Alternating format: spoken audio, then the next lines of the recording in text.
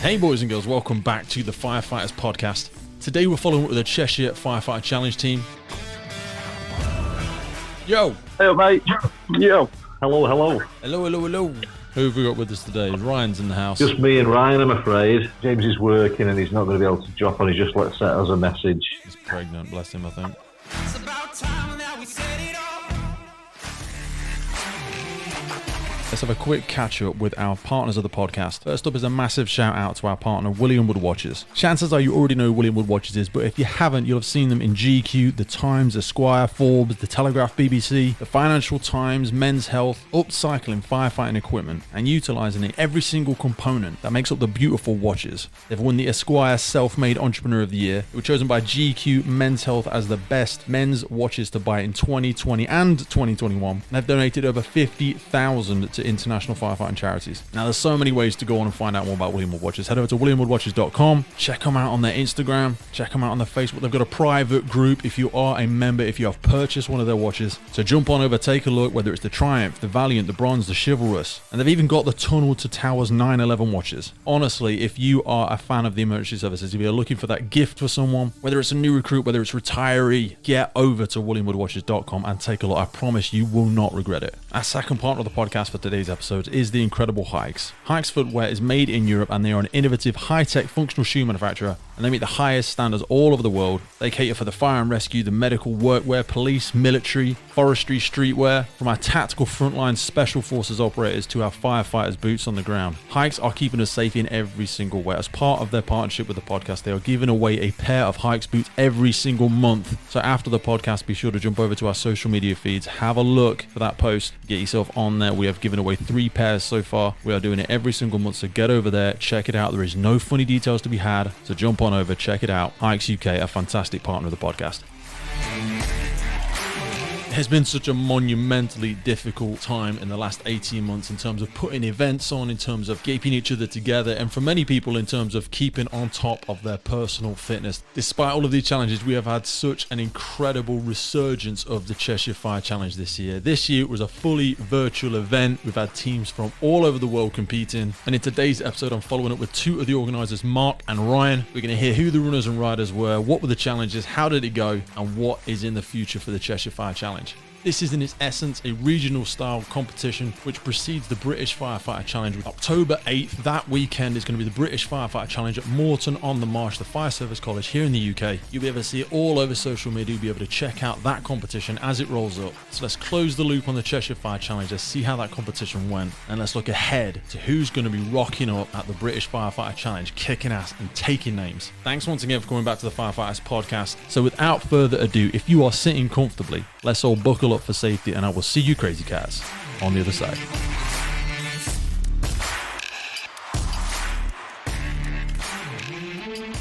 Hey up, pal. You alright? How are we doing? Where are you? Good.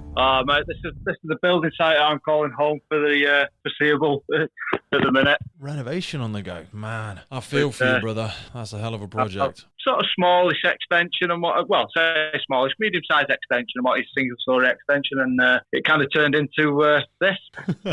You know, hard graft, mate, but it's good going. It's I think there's less and less of that happening these days. It real shows a real sense of sort of discipline and long-term commitment to something, because it's bloody hard work, mate. Yeah, I mean, I started my first shovel in the ground was actually the 1st of April, and that wasn't an April Fool's. It was like, I'll go for it. So yeah, we're doing all right. It's moving on. It's hard because you're living in it. I don't see the progress. Other people that come in and are a bit like, wow, you've done this, you've done that. And it's like, yeah, it just seems to be taking forever. You know what I mean? Maybe a little bit naive in the fact how long it actually does take. Mate, it's tough. You've got to stay the course. It can be so demoralising doing stuff like that. Because like you say, you just feel like you don't see any change. You know, not to get too personal, but a word to the wise. It's stuff like that can really damage a relationship if you don't just like stay the course and both be on board and give each other lots of room, emotionally, and just acknowledge each other and, thank each other for doing all the bits and bobs when you've not got any time and, all that stuff. Yeah, I mean, my missus is really, really hands-on, to be fair to her. Like, I've had her using breakers and all sorts while we've been doing it and stuff, but there is times where I think, go to work, will you? You know what I mean? She makes me laugh at the minute. She comes in like, I've been pulling my tripod all day, and she'll come in and go, I'm not cracking cracking the whip. But what have you done? Where you're up to? How's it going? Why has this not been done? Hang on a minute. You just said you weren't cracking the whip. So she's good, mate. She give her a juice. She comes home. She's like, right, what we're doing, where we're going. You know what I mean? So it's good. It's good. Especially with everything else you load up on top of yourself, like Cheshire Fire Challenge and podcasting and life indeed. Yeah. I mean, welcome back to the podcast, both of you. I mean, Mark, Ryan, this year you guys have put on, and obviously with help of James and a massive community, we've had the Cheshire Fire Challenge. To my knowledge, just from watching through the social media, seeing the timetables, seeing all the leaderboards, I mean, has this been the biggest year that you've had yet? Is that what I'm right in saying? Yeah, absolutely. Yeah, biggest year yet. So we last year, I think we got to 90. We limited ourselves to 100 competitors because otherwise it's impossible to manage. But this year we actually sold, I think, the 100th place during the competition, and we filled all 100. So yeah, first thing I'd like to say, well, thank you to everybody who's been involved and got involved and has become part of this little community that we've developed. I mean, we spoke about community last time we were together, but we've said that, and I almost feel like it's been heightened this year because we've accidentally all sort of been going through this crazy pandemic, COVID craziness at the same time. This has really given people both a sense of community again, but also something to sort of drive towards. I mean, has that been your impression, Ryan, when you've been speaking with competitors and speaking with people that have been sort of putting themselves out there? Yeah, because, you know, like you said and alluded to there, we're just starting to loosen them restrictions throughout COVID and that. So I'd probably say it's a little bit like a lease of life for people now, isn't it? To kind of say, oh, you know, we are okay to go and do these challenges. We are okay to communicate and to have that sense of community and what have you over the past 12 months especially. Yeah. You know, I mean, especially, we always say, don't we, within the fire service, we're a fire service family and what have you. And it's quite emotional in a sense to see that family come together for events like the challenge and stuff, and not just, you know, within the UK, to kind of to make contact with our brothers and sisters from across the pond and over the other side in New Zealand and what have you. It was just amazing, you know. So you've had some far and wide. I mean, how many nations got involved this time, Mark? Because it was pretty much a global event this time, really, wasn't it? Yeah. I think we were slightly down on the number of nations that got involved this year, but the actual uptake from those nations was amazing. So to get sort of 9 competitors from New Zealand who all got themselves organised, and I think one of the things that we've seen this year that we didn't see last year is that we saw people come together within their own little communities and put on the event themselves and have a couple of days out doing it, you know, a couple of attempts and running through it that way. But to get 9 people from New Zealand who made contact with us the year before and were gutted because they couldn't do it, and then came back this year and really smashed it, really, you know, put in some great times. It was great watching them, you know, and having conversations with people that we've never met before, but who are now friends, you know, not just challenge conversations about all sorts of stuff. Just about life, basically. It's been amazing. Yeah, really good. That you're speaking to the choir, and that is, I feel there's so much the same with the podcast. When you make these little connections, I always think, it was like a book or a film I saw once when they speak about the seven points of connection. Have you ever heard that? Where between, if you jump through 7 people, you'll be able to connect with everybody globally. You know, I think there was a film that was based upon it, and when you start connecting these little sort of webs, if you know what I mean, like spider's web across the globe, all of a sudden people just come out of the woodwork, and there's some absolutely, and I don't say that as in we should be surprised, there's some absolutely incredible people working in the emergency services all over the world, and distance really isn't what you think it is when you're connecting on something like this. It really is. They might as well be, you know, 1 mile down the road. It's like the, you know, on the same watch. It is. Oh, it's been great, and that, like I say, that watch ethos runs through the service wherever they are, and we have the same jokes, and I think the thing that we've sort of benefited from this year, because we've run it. This is the second year that we've run it, kind of by accident again, but we can talk about that later. But it's the fact that we've been in a position to make sure that it's been fair as well, and to say to people that, okay, that doesn't look quite right, can you just have a look at it? That's and nobody's taken offence. Yeah. Nobody's taken offence. Everything. Nobody's complained. Nobody's had anything bad to say about the event, that's cracking in itself. Yeah. And the whole thing, realistically, was great. And realistically, we didn't expect to run a virtual event this year. No. But, yeah. I think you make a couple of great points there. Firstly, what you said about people turning it into sort of days out. I was looking at some of the videos that had come from places all over and they were literally like, some were done at fire stations, but some of them had actually like taken the pumps to like a parking lot or like a shopping centre, hadn't they? And they'd set up and then invited different stations, and it really was a little bit like, if you think right back to the origins of some of the British Fire Challenges and stuff like that, they'd like been setting up their own mini versions of them, really, hadn't they? Yeah, I think a lot of the footage that came from New Zealand, the Davenport lads, that I couldn't really make it out, but it looked like it was on a quayside somewhere next to a port. I'm sure I could see ships in the background, and obviously the Sean from over in the States. I think that's obviously been done on an airfield somewhere in America. I don't know if it just looks cooler because it's American. Sometimes I feel like I'm sure they look at us in the same way, and they're like, "Oh man, look at the British countryside and all that sort of stuff," and we're like, "They've just got airfields everywhere. You try and get access to an airfield here; it's bloody difficult." I suppose it helps that he works on one. Yeah. Now, we saw some really fast times this year. And I wanted to make as well another point that you were saying there about, I want to say how stringent is the right word? I don't know.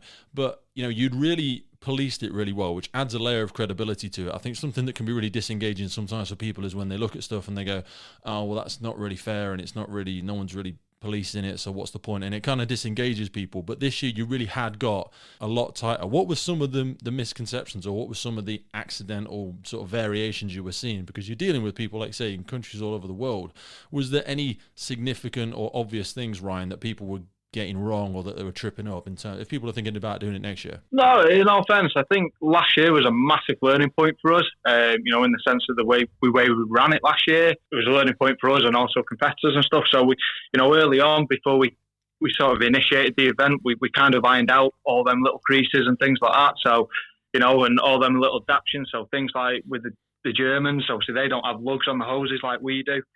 So Mark had a couple of questions and, could they use a bar and things like that to sort of get the motion of the unrolling of the hose and stuff. So, we had them discussions beforehand this year, because we did iron out a lot of them creases in terms of, how long the event is going to run for, just to keep the motion and things like that. I think this year it went really, really well, in the sense that it just really streamlined. I mean, I've got to give it to Mark, to be fair. I'm not sitting here taking all the credit because, I've got a lot on myself. So I kind of took a bit of a backward step, and I was doing like most of the behind the scenes stuff, whereas Mark was like at the forefront of it and whatever. So a lot of it is down to him, to be fair. Not making his head go any bigger, like, but yeah. So my belly. It's my belly that's bigger. Is your belly? As you head into retirement, it seems to be that one growing. No. So who do we see at the top of some of the leaderboards this year, Mark? Because there was some really, really fast times. I mean, when we're talking about... Yeah, I think people to look out for at the British Challenge are going to be the lads from Northamptonshire. Obviously, they finished really well. Sharp, really sharp. Yeah, Dean and Aaron. Leicestershire, where John Gregory's over at. There was a particularly quick female there as well, which. But that's when you talk about some of the things that we spotted that weren't quite right this year. I mean, sometimes it's like the dummies, that type of stuff, and sometimes on the videos we can kind of see that they're not quite right. Some of them are heavier than we asked for, okay. And we have and we have conversations with those people and look at like a percentage reduction in distance and that kind of stuff. Yeah. Just to keep it level. But on one occasion, there was definitely a dummy there that wasn't quite heavy enough that we saw.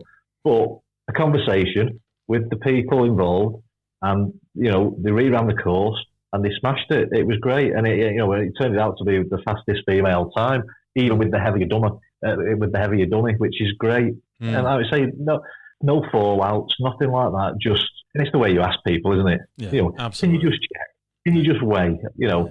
And I think another one is, we all want to win something. We all want to be good at it. And people will always look at that little bit of can I get an angle here? Is there something I can do that's a little bit different?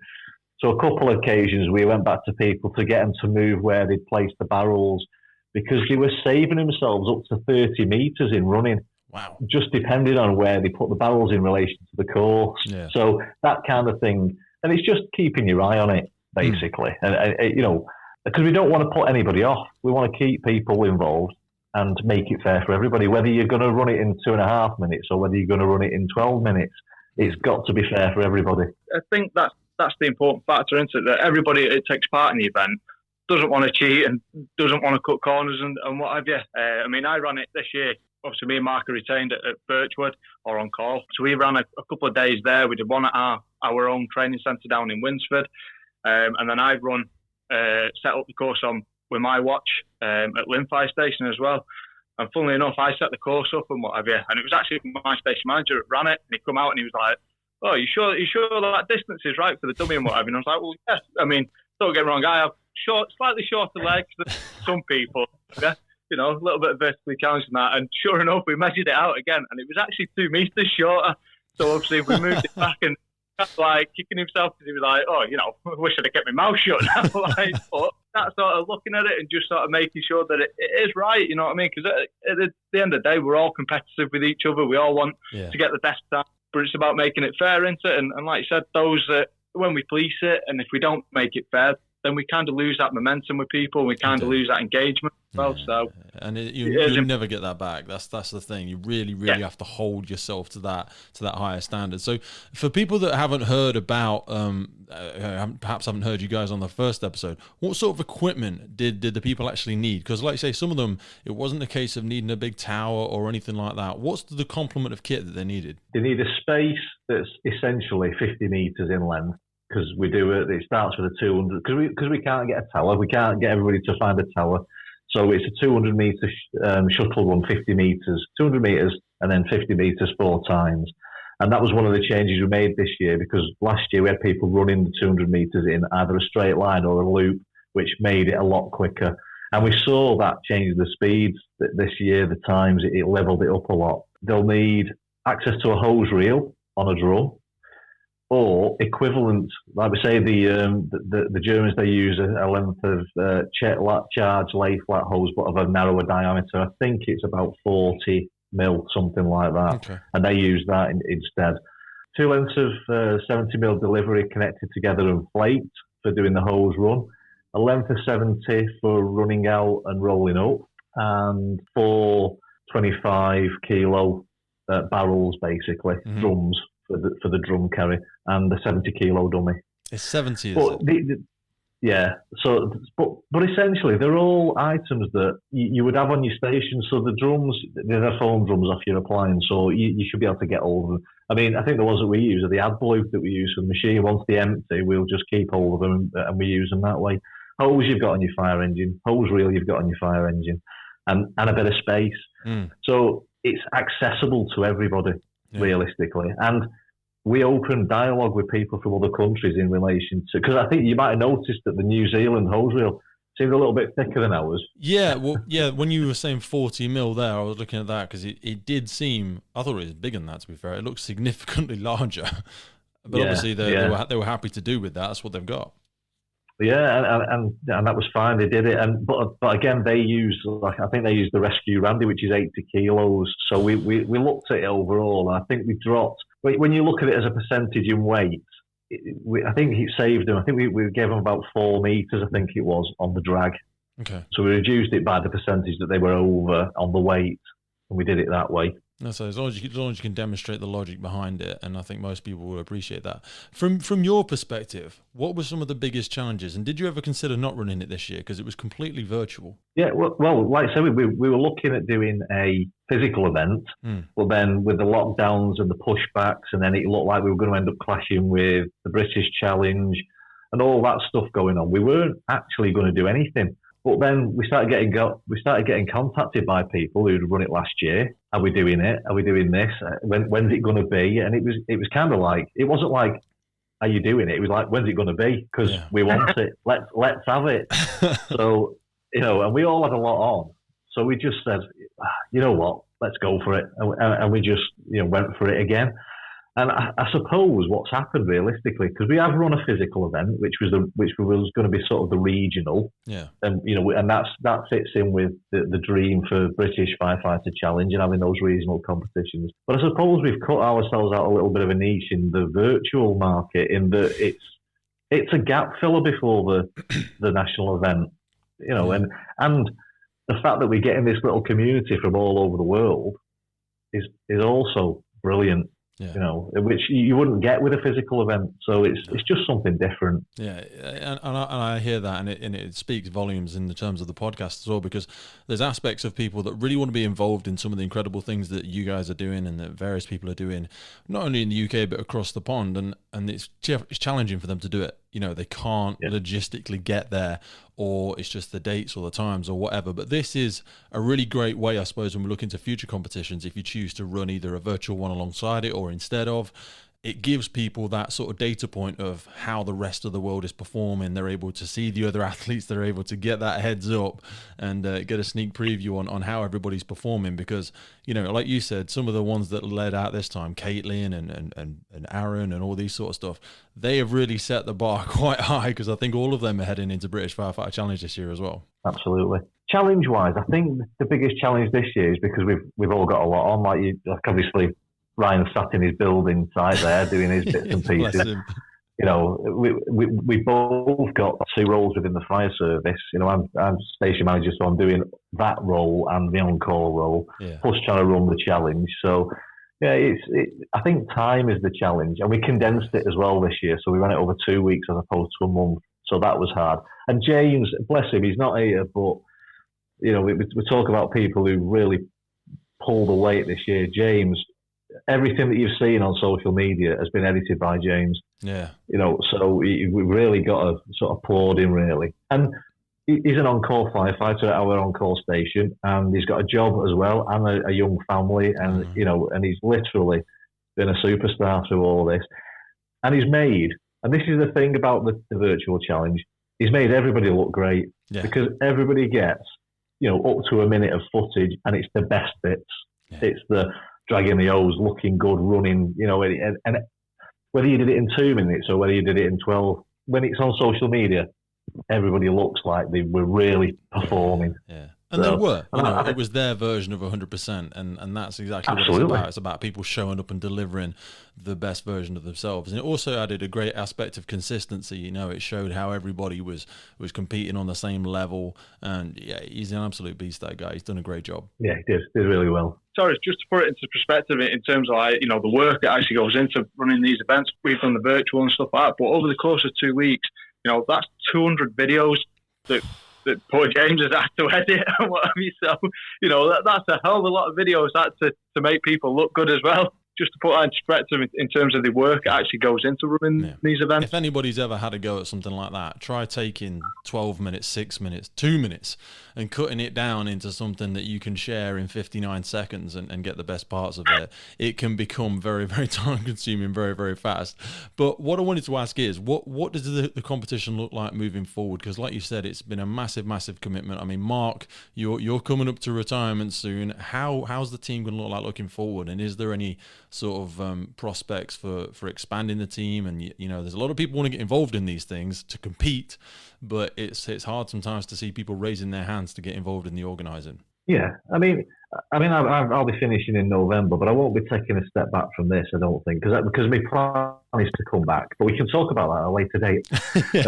But yeah, the team at the moment. So obviously, there's myself and Ryan. We've got James, who's like fully as mad as we are. And then we've got others who are helping us out now and who are getting involved and kind of seeing the benefit of it. So going forward, hopefully there should be about 4 or 5 of us. Reference to physical event, hopefully we'll be able to going forward. But if we can't, then we'll run it as a virtual, and we'll cut ourselves out a little niche there. Fully supported by the lads from the British Firefighter Challenge. Absolutely. Because it feeds into what they're doing, and it's that dream, isn't it? Increasing firefighter fitness. Yes. So it sits together pretty well, and you know we'll look at it that way. And I don't know whether we'd run 2 events. I don't know whether I've got the capacity for that, but we'll see. We'll see. And plus we've started to get buy-in from our service as well. So. Because myself and Ryan are quite persistent, and we will mither people. You know, over the last 3 years, we've dragged them and said, you know, this is what we want to do. And it's growing legs. And this year they've been really behind us. They've done some real good press stuff for us and that kind of stuff. And we've got good support off from our senior manager. And if you've watched the videos back, you'll have seen from Cheshire. it was area managers, group managers, station managers. They were really putting it out there. Yeah. I would say that the percentage, it was a higher percentage with senior managers that were running it. Yeah. And it'd be nice to engage with the firefighters and to get them on board and to have them run it themselves. But when you've got it at the top, leading by example, then we should be on to something that we can sustain. That's the big aspect of it, because otherwise it becomes a flash in the pan. When you get into the follow up, the second album is always the difficult one. Everyone can smash it out the park once, but then having that willingness and consistency whilst everything else is going on in life to keep pushing forwards. And also, not everyone's a fan of this sort of stuff. Some people, there can be some strong critics out there. Sometimes it's through various insecurities, or sometimes it's just not their kind of thing. And having the perseverance to push through, like you said, for that larger goal of wanting to, better the health and well-being of firefighters and create that closer community. It's such an important thing, and people have got to keep pushing forwards. So absolutely. In the next few weeks, we've got the BFC. Is the Cheshire team attending? Will you guys be competing? What's going to be your roles there? We'll be there to meet all the people that we've been virtually challenging with as well. So I'm expecting to get particularly drunk at least one night, based on all the drinks that have been offered. So yeah. You shouldn't need to buy anything the whole weekend. That's it. I'm kind of hoping that we'll get 4 of us there. Yeah. So we'll have enough to do our individual events, and plus hopefully we'll get a team in as well, which would be nice. That'd be absolutely incredible. Ryan, you heading in? You competing this year? Yes, mate. So me and Mark will be there for definite, and like I said, hopefully the other two will be able to tag along with us, and it'd just be nice to see people. Like you said, running the virtual events, it has, like Mark said, created our own little niche and what have you, but I don't think you can ever take away from actually physical contact with people, can you? You know what I mean? I'm really looking forward to it, to be honest with you. And obviously seeing you boys again, as opposed to over a phone screen or a computer screen or something like that, to actually physically see us and have a pint and that, and like you said, and see them people across the world that actually come together for that one-day event. Well, one-day event, the weekend event. Yeah. So yeah, no, I'm really looking forward to it, mate. Really looking forward to it. And obviously, like Mark said, we'll be there and supporting you boys as you support us. The events like that just give a real good vibe, don't they? Everyone's there to encourage and support everyone, and it sounds a little bit cliche, but that's the whole point of it, isn't it? So it's a really good event, mate. I think this year, I'm kind of expecting this year's British Firefighter Challenge event to be. It's got a bit of a festival feel about it, hasn't it? Because it's going to be at the college, so it's going to be kind of. It's not behind closed doors because people can come and watch it, but it's going to have that festival feel. It's going to be people catching up with each other that haven't seen each other for such a long time, competing, and that camaraderie, that support that you. First time that I competed, I couldn't believe how supportive everybody was of everybody else, and it's amazing. So just to get involved with something like that, I mean, we'll come down and we'll do whatever we're asked to do by Chris and John. Whatever they want us to do, we'll do. Because we'll come down and we'll volunteer and we'll get on with it. With all the other volunteers who were excellent, by the way, whenever we have these events. So it really is gonna set itself up really well this year. I think as long as the weather's on our side, which you can never quite plan for it, it really is. When you go to these events, the serial optimists that sort of sometimes feel a little bit lonely, they feel like the ones that are left out in their services or on their watches. When you get all of those together as a collective, that is such a powerful mix, and I think it's going to be compounded by the fact that people have missed out on last year, and people have been separated for so long. And also, like you say, it's being held at the actual fire service college as well. It's going to have such an incredible backdrop to it. There's going to be, I think, more space than ever. We're not going to have to try and manipulate ourselves into a space in a high street or something like that. Whilst the events have been fantastic in the past, this is going to be incredible. And obviously, I'm going to be there helping, supporting, hosting, just pouring energy into every single, and the acknowledgement aspect of it. I can't wait to get the details of all the competitors, going to be shouting them out, screaming them out, getting involved with the families, pulling people out the crowd and asking why is it so important for them to be there, how hard people have trained, how important this is to them.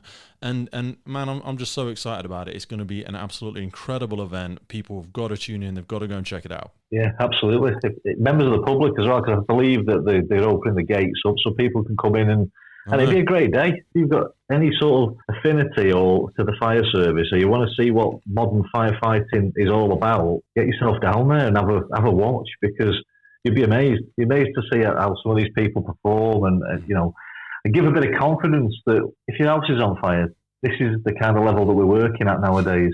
So you know what though, it's also the sort of thing that when I go to those events, I'm never worried. I always leave my car open. I never worry about where my bag is or anything like that. Honestly, because it and I'm not saying anything bad about any other events, but it's the type of place that if you want to see the very best versions of people in our communities, and there's wonderful people in the communities that do all sorts of jobs, but this sector kind of attracts people with incredible values. If you've got young children and you want them to look at things they might want to do in the future and aspire to something in the emergency services, get them to come along. There's always a fire engine or something knocking about. There's always so many people and sponsors and partners to get involved with. The BFC this year, it's held at the UK's biggest playground for firefighters, isn't it? You know what I mean? So start from the off. If it's not going to be a good event, then we're all at a loss, really, aren't we, to be fair? We may as well all give up. I think there'll be a number of international competitors as well who've perhaps never been to the Fire Service College. There's some amazing facilities in America or something like that, but we're really blessed that there's been some big investments in Morton over the past couple of decades, and hopefully long shall it continue. The prizes. You actually did prizes this year? Yeah, well, we did. Well, we did prizes last year, but they were the prizes that we'd already had made for the physical event. Okay. So that's why, essentially, last year we ran it because we had prizes, and it's like, well, what are we going to do with these? We need to use them, so we ran an event. Whereas this year, the prizes were bespoke for the event with the crest. Oak plaques, basically, solid oak plaques that have gone out. They've been sent all over the world, essentially, to the winners. In fact, Sean's, I've just been tracking it this morning. It's in Chicago now, so we should have it within a couple of days, hopefully. But yeah, and they look lovely as well. They're really nice. So how surreal is that? If you think that's going to be on somebody's mantelpiece in Chicago, and it says Cheshire on it, do you know what I mean? The people will be looking at it, going, "Where the hell is this Cheshire Fire Challenge?" And that really says a lot about this community. Yeah, a beautiful piece of English oak sat on a American mantelpiece somewhere. It's we've arrived, haven't we? Let's be honest. We've arrived. Yeah, You're welcome. Here we are. I mean, there's one particular person who I think it's worth mentioning, which is Reeb from Germany, who was she did the first challenge with her husband, Helg, and we rely on them massively for their German connections. And they, between them, ran 2 events. I think the first event had about 12 competitors, and the second event had 15 competitors. And they just put them on. They found locations. They got all the kit there. They did the marshalling and whatnot. We sent them some of our T-shirts over so that it was all, the Cheshire Fire Challenge support team, and they had them on. And I believe I saw that T-shirt on display at an event in Poland last weekend as well. So it's getting out there, the name's getting out there, but the Sonnenbergs, they are excellent in Germany. They are like the German arm of the Cheshire Firefighter Challenge, if you like. They help us out with the language barriers, logistics, that kind of stuff. Really good. So big thank you to them. But just a massive thank you. Sorry, Ryan. Massive thank you to everybody who got involved, because the reason for doing it is raising money for the Firefighters charity. We raised over £1,200 for the charity. Everything from the event went to the charity. It's as simple as that. The patches were paid for by a sponsor. The trophies were paid for by the service through the UPG budget. So every penny that anybody paid us for either a T-shirt or entry has gone to the charity. I mean, throughout this podcast, we spoke about the challenges for us going forward, and obviously the challenges for the BFC as well, and the challenges for the team, essential. So, Mark's kind of alluded there to Reeb and how fantastic she's kind of been. So we're open to anybody joining our team, as you guys are with the BFC, because the amount of work that goes into running these events, it's me and Mark started it, as we like to say, 2 men in a van. We just kind of sprung it up and we're like, yeah, sorry, we'll do this. And then before you know it, it's like, wow, this is what we've created, and the more people we get on board, then Jesus, the possibilities are endless, aren't they? They really are. So, one of the T-shirts that we sent Reeb, as Mark said, was the Cheshire Fire Challenge support team, and because she's our connection over in Germany and that. So she is basically part of our sort of leadership team, if you like, Press ganged into it. That's it. The challenges going forward for us next year. I'd love to run the physical event again, But again, I think one of the biggest challenges for us is, because James has made everybody look so good over the virtual challenge and what is actually getting people to run in the physical challenge, because you can kind of entice people into doing the virtual and saying, all your little mishaps, your trips and your falls and stuff like that, we can edit out and make you look really super. And it's, on a physical event, people fall over, you can't edit that one out, can you? You can't rewind that one. It's showing people that, if you do fall or you do take a trip or you don't quite make the hose up right or just little things like that, that people aren't there to put you down. You know what I mean? It's not a case of like, oh my God, you fell over, or oh, you've not quite got that hose in the box or whatever. It's not about that. It's the encouragement that people show. And I think for us, that's going to be our biggest hurdle next year, that if we do run the physical event over the virtual, is kind of encouraging people to say and getting them involved and saying, listen, your little mishaps and that, it's not about pointing you out and beating you down. It's about picking people up and putting you on that pedestal, because you're getting on that big stage there in front of everybody, and everybody understands that, and everybody's behind you for all your little mishaps that might happen or might not happen. I might be eating my own words next year, and I might be like, I don't know what the fuss was all about, and we might have loads of people getting involved in the 100%, because I know we're going to be promoting it on the British Firefighter Challenge as well, and as the communities continue to push each other along, and my support is always with you guys. I think it's incredible what you do. It's not easy to do. It's not all the glitz and the glamour. It's not like the videos look. There's a lot of late nights sat there living off coffee, trying to get the emails out, trying to the badges that didn't get printed right and the t-shirts that were delayed, and then somebody spells somebody's name wrong on a leadership board or anything like that, and they get the time wrong and all that sort of stuff. It's not easy, but I think we live in such a unique community that we know everybody's going out there with the best of intentions. We want to support each other, want to make each other look as good as we can, and I think it's incredible what you're doing, fellas. I really, really appreciate you. I really think it was a great event this year. I thank you for coming back on and sharing the story of it, and I can't wait to catch up in person with you guys at the British. Thanks for having us back. Thanks, fellas. Send my love to the family, and I'll see you soon. Cheers. Cheers, Pete. See you later. Take care.